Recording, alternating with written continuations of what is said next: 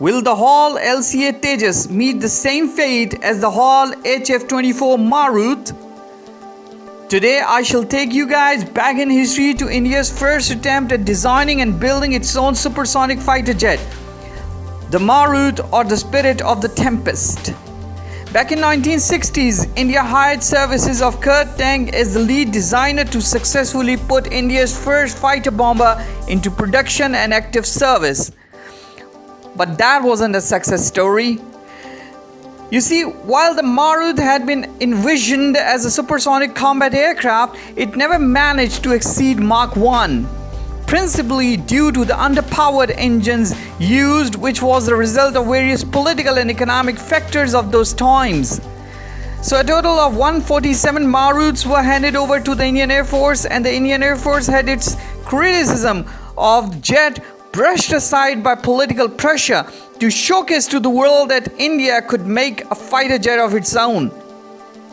This project also put an end to the otherwise famous German designer Kurt Tang, who later accepted his mistake of getting involved in a project that he wasn't steering through. But many political factors were also at work with him.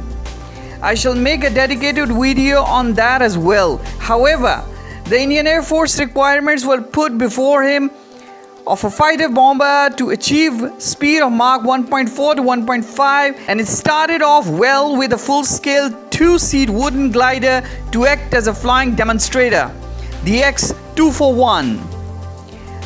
On June 24, 1961, the first prototype Marut conducted its maiden flight, powered by same Bristol Siddeley Office 703 turbojets.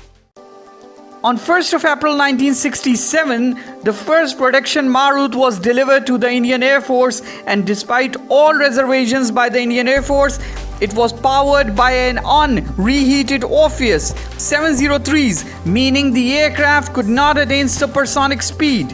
Originally conceived to operate around Mach 2, the Marut was barely capable of reaching Mach 1.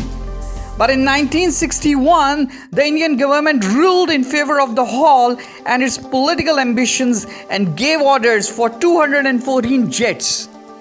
After production of 147, the Indian Air Force finally stood up and termed them a total failure.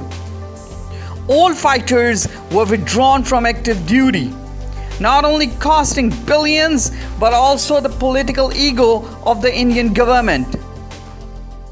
Will LCA Tejas be the fighter jet of the same class, meeting the same fate? Only time will tell.